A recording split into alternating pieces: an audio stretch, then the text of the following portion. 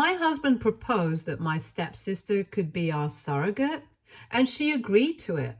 However, just 2 days before her procedure, I discovered a positive pregnancy test in her trash can. When I found out that my husband has been unfaithful to me, I didn't hesitate to expose them.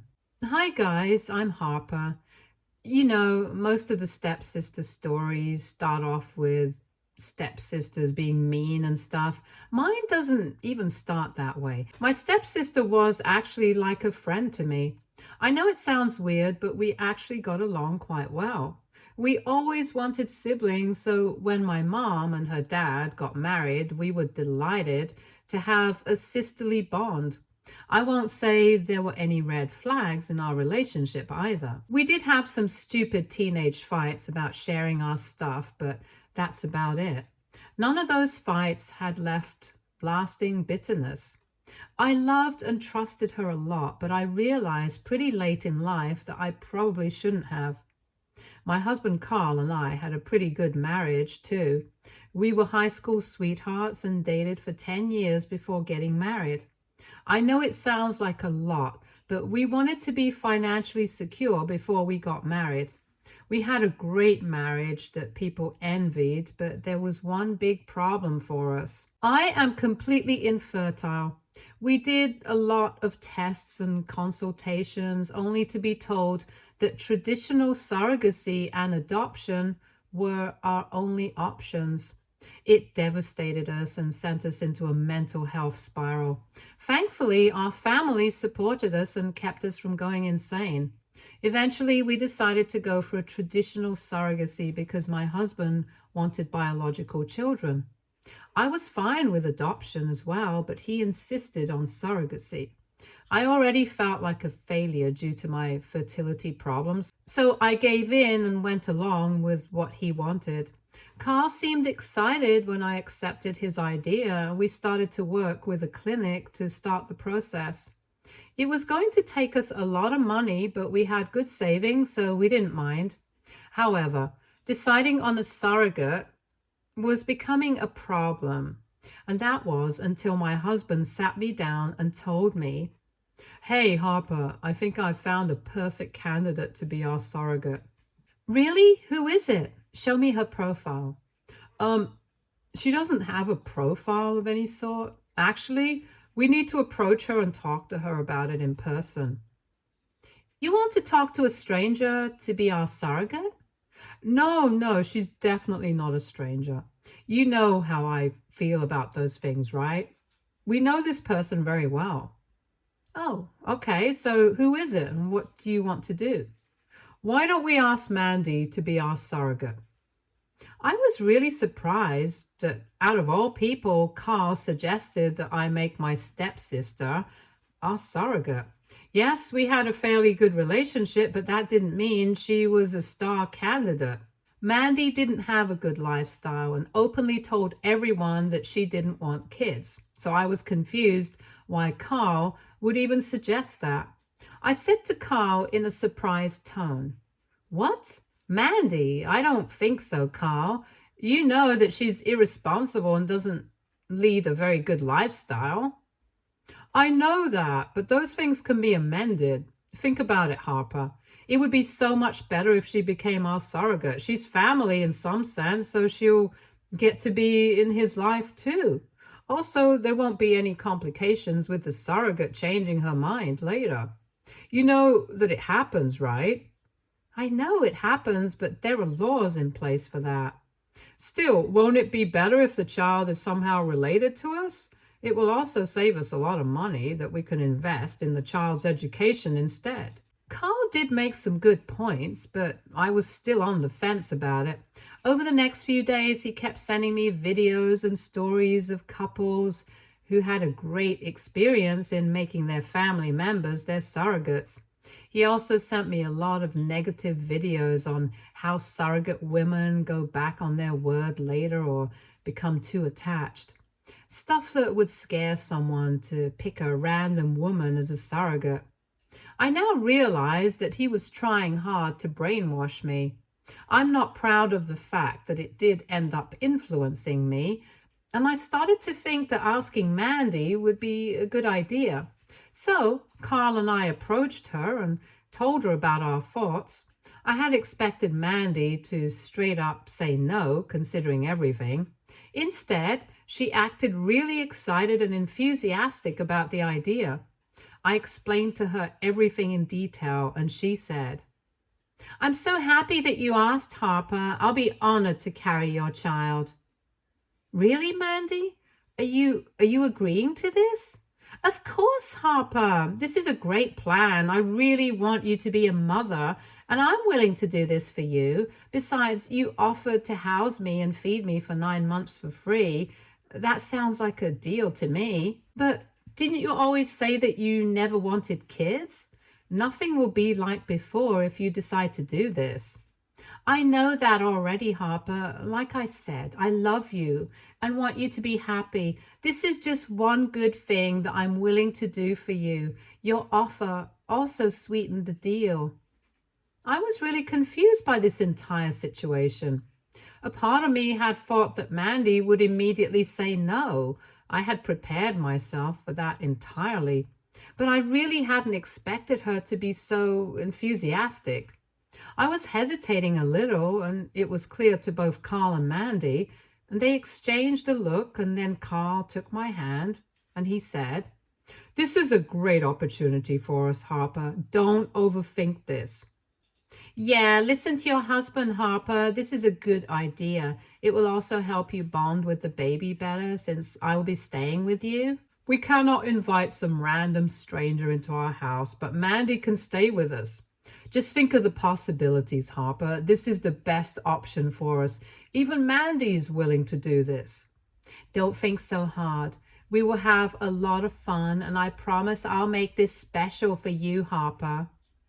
Mandy and Carl kept talking about it like it was the best thing in the world. They made me feel loved and cared for. Mandy was excited and told me that it would make us have a special bond. They kept bombarding me with the advantages of this option to make me accept it. Back then, I had no reason to suspect that my stepsister and my husband were not to be trusted. Like I said, I had a very good relationship with Mandy and loved my husband to death, so I went with their word and confirmed that this would be a good idea. After a lot of thinking, I went along with the plan of making my stepsister a surrogate for us. We were going to opt for the traditional surrogacy route and talk things out with the clinic. The process started to move along, and I was feeling pretty confident about everything. Mandy regularly came over to the house, and sometimes Carl drove her to the screening appointments when I couldn't get off work. It was like we were working as a team. Yeah, the joke's on me because I wasn't even a teammate. I found out only a few days before the whole procedure. So Mandy was scheduled to see our doctor and start her medications before the implantation process. She was also preparing to move into our house and hadn't renewed her lease. It was 2 days away from the doctor's appointment when Mandy called me and told me to come over. I was already home from work while Carl was working late due to some problems at his office. Mandy was whining about how she was bored and needed help to pack. So I rushed over and started to help her pack her stuff. We were pretty excited, and Mandy seemed to really look forward to living with us.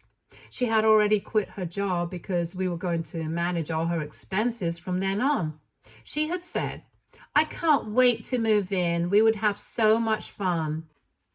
Yes, I can't wait too. Thank you so much for doing this, Mandy. It really means a lot to me.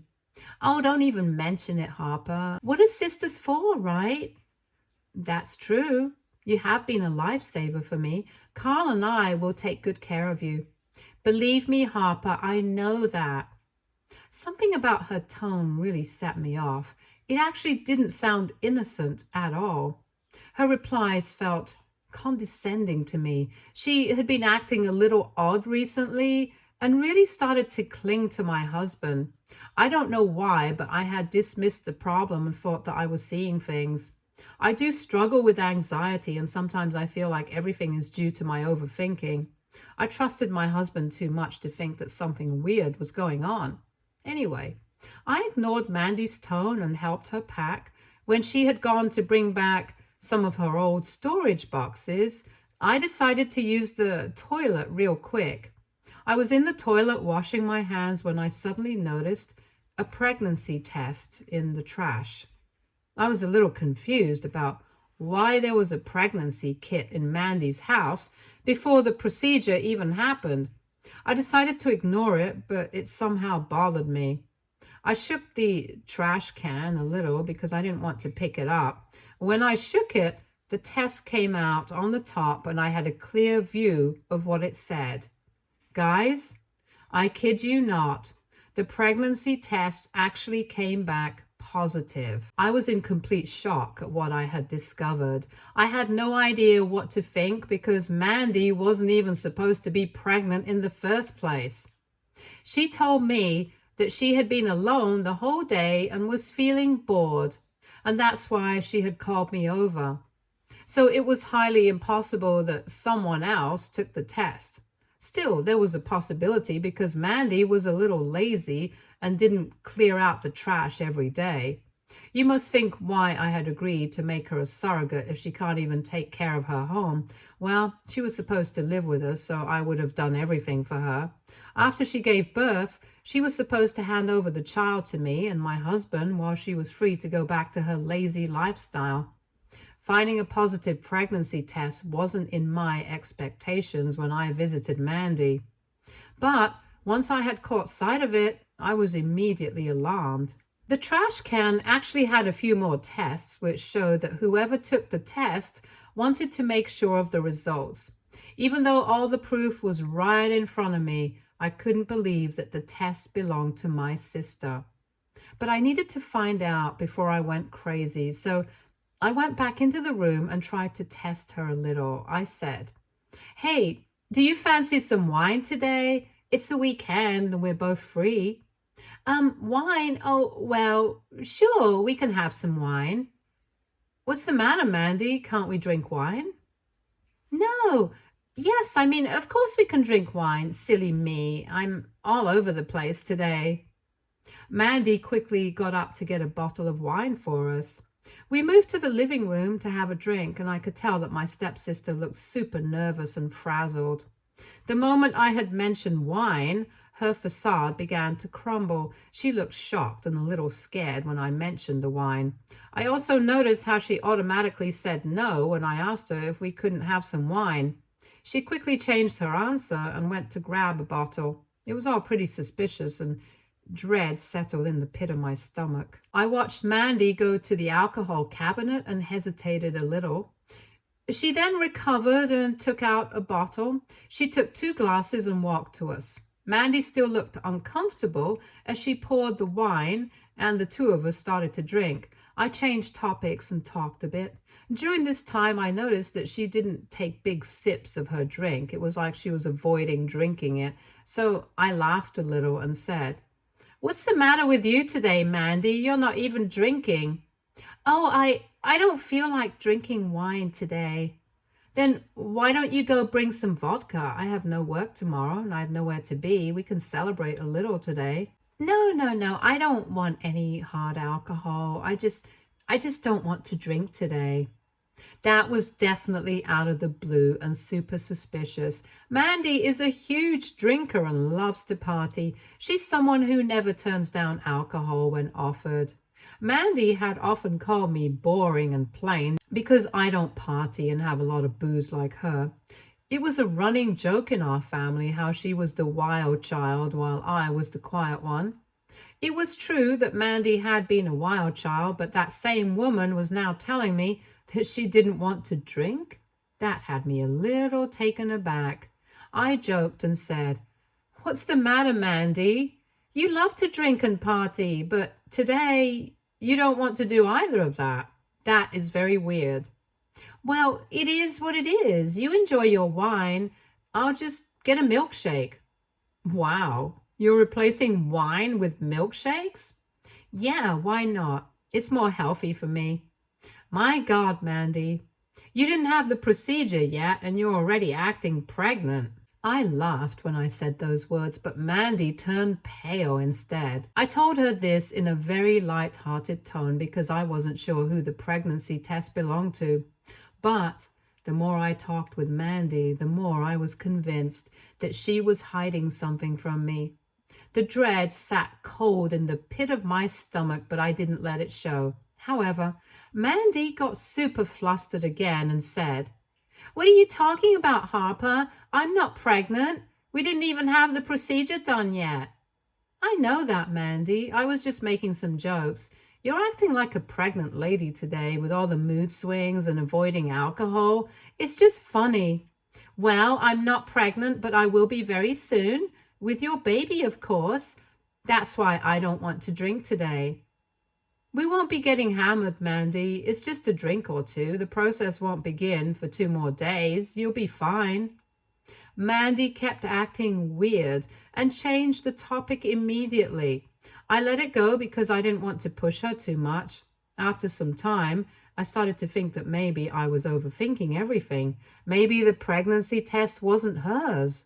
But Mandy's nervousness was giving me an entirely different story. When I offered to pour her another glass of wine again, she refused and said that she needed to go make some food for us. She looked extremely panicked as she went to the kitchen. As soon as she was in the kitchen, I heard her whispering to someone. So I decided to sneak up on her and see what she was doing. This is what I heard her say to someone on the phone. "You need to come take her right now. I can't do this anymore. I might slip and say something." "I'm just 15 minutes away, but I am in the middle of something. Can't you give her some excuses?" "Well, I tried, but I don't think she's buying it. I don't know why she's on to me today." "Wait, you threw away all the pregnancy tests, right?" "No, I forgot. Oh, God. Why am I so lazy? But I kept them covered with a lot of stuff. I don't think she saw anything." "God, why are you so stupid? Waiter, I'm coming over. You don't have the skill to handle this." I think I was in complete shock at what I had heard. Never in my life had I imagined seeing Mandy call my husband to get out of trouble. From what I heard in their conversation, I was pretty sure what it meant. But my heart and mind froze, and I slowly backed away. I went back to the living room and sat down. I looked pretty cheerful because I didn't want Mandy to suspect anything. Mandy returned with some cake later and told me to help myself. My appetite was long gone, so I just nibbled on some and waited for my husband to come. Carl arrived in 15 minutes as he had said. He was all smiles and even kissed me on the head when he came in. The three of us talked a little, after which Carl told me that we should go home. He made up some horrible excuses about being tired and how we needed to be home and sleep in early. If I didn't know what was going on, I would have taken his words innocently. He had a rather hectic day, so I knew that he would want to go to bed early, so I didn't say much and headed home with him. I didn't want to make them suspicious and give them the chance to erase any possible proof that I may find. I went home, but that night I opened my husband's phone to snoop and find out what he was up to.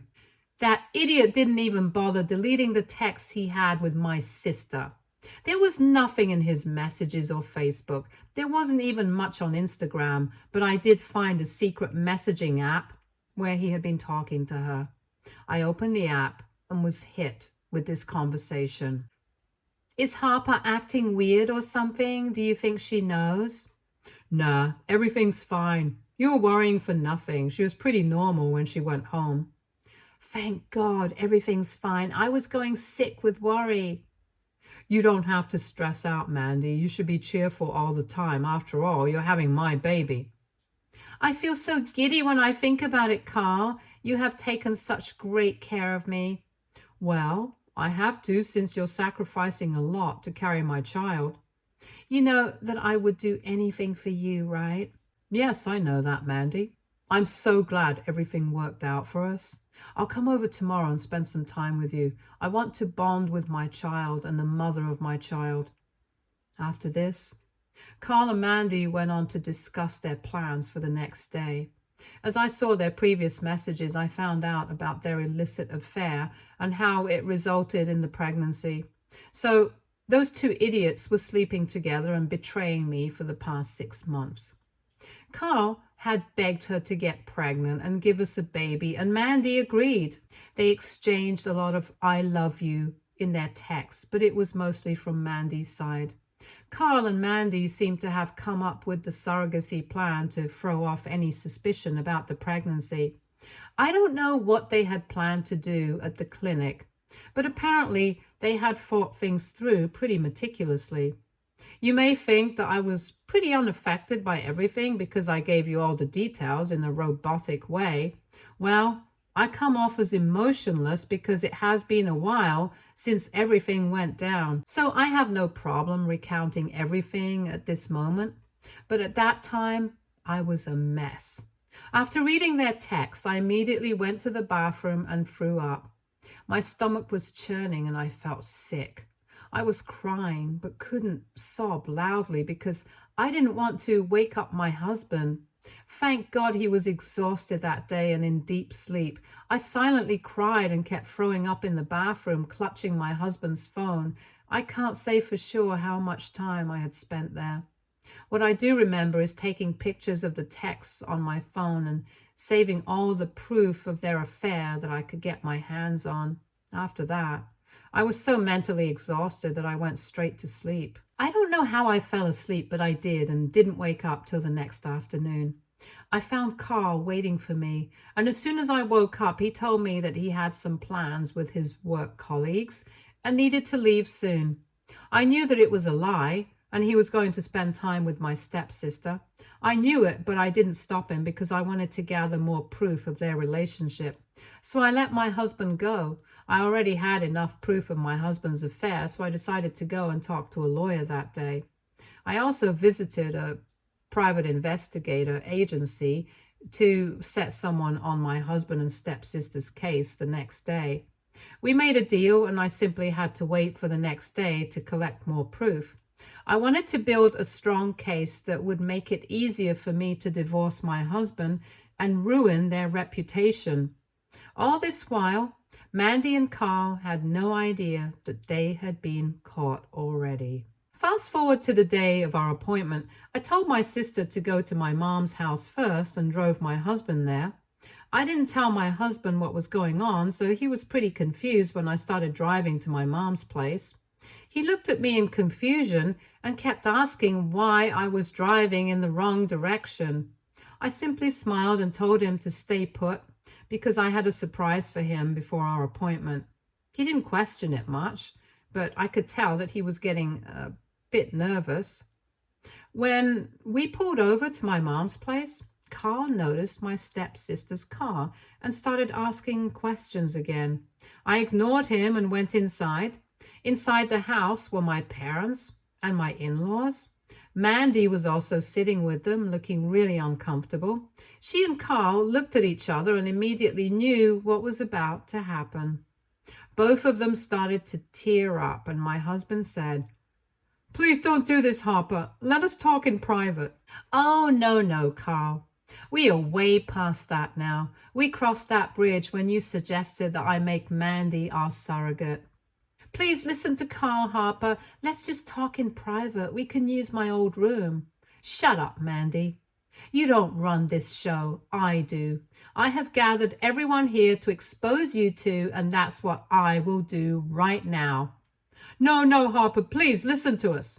"So, you guys must be wondering why we are here. Well, we're here because I would like to inform you about this amazing affair that Carl and Mandy have been having for the past year." My parents and in-laws were getting confused and started to ask about what was going on. Carl and Mandy were trying to hush me and stop me from revealing their nasty actions to their families, but I didn't hesitate to expose them. I ignored them and told them everything. I even showed them all the text messages between the two and informed them that Mandy was already pregnant with a child. My parents and in-laws were horrified and started to yell at Carl and Mandy. The two of them were looking down with shame, and my stepsister was sobbing like a child. I had never seen my stepfather get so mad at his daughter before that day. My mother-in-law absolutely destroyed my husband verbally, and his father simply sat there in disbelief. There was a lot of shouting going on, and people were telling both Carl and Mandy to apologize to me. They tried to defend themselves a bit, but no one was willing to hear them out. Their excuses were horrible. Anyway, so it's not like people were being unfair to them. After getting yelled at for 30 minutes straight, Carl and Mandy decided to try and mend things. How? By giving me their apologies, of course. They said, "I'm so sorry, Harper. I betrayed you. I know what I have done is wrong, and I acknowledge that. Please forgive me." "I acknowledge my wrongs too, Harper. You are my best sister, and I love you. Please forgive us, and let's just mend our relationship." "Oh, really? Do you two really think that an apology will make all the difference? I know you're super mad right now, but we had good reasons to do what we did." I was fuming at what Mandy said. She was making excuses for herself again and telling me that they apparently had good reasons to cheat. I don't know what universe they were in where they could justify their cheating, so I laughed and said, "Good reasons, you say? Okay, then go ahead and tell me what good reasons made you two betray me and have an affair." "You know I can't hold on to a relationship for longer than 6 months. I looked at your life and I felt so jealous. You two are such a perfect couple. Well, my husband cheated on me with my stepsister, so we must be a very good couple, right?" "Why are you being so condescending, Harper? I had my reasons. Your fertility issues were driving me crazy. I was really depressed after we realized we couldn't have children together, so you decided to find a replacement for me in my stepsister and got her pregnant instead. What a beautiful plan, Carl." Carl looked away in shame and didn't say anything. He looked really miserable, but I didn't care. I had already made up my mind about Mandy and Carl. After they dared to pin the blame on me, I saw red. But I didn't want to waste my precious energy by yelling at them, so I said, "You know what? You guys don't even have to worry anymore. I'm done. You can have my husband and the father of your child for your perfect family." What? What are you talking about, Harper? Take a guess, Carl. I will be divorcing you. I already talked to a lawyer and gathered enough proof to destroy you in court. As for you, Mandy, you are dead to me. Don't ever contact me again. Those were some of the last words that I had spoken to them. Mandy and Carl weren't expecting me to say those things, so they immediately started to apologize again and beg me to forgive them. I just ignored them and was about to leave, but before I left, I caught a glimpse of Carl going mad at Mandy and accusing her of seducing him. They started blaming each other and had a major fight as I left the house. I left Mandy and Carl to sort out their relationship and be together, since they thought they're perfect for each other. At least that's what their text said. But turns out Mandy was in love with Carl while he was just using her as a baby machine. Yeah, both of them are evil. So Carl kept begging me to change my mind, and when I served him divorce papers, he got into a huge fight with Mandy again. Apparently, he told her that he didn't even want her and only wanted the child. Mandy didn't like that and ended up getting an abortion, so in the end, they just messed each other up, and I got to enjoy the results. The family took my side over Carl and Mandy too. They have both been long cut off from their families, who were disgusted with their behavior. In fact, right now I am living with my mom and stepdad while my house is waiting to be sold. My in-laws also check in with me and spend time with me instead of their son. I know what happened was very unfair to me, but at least I got to keep both sets of parents.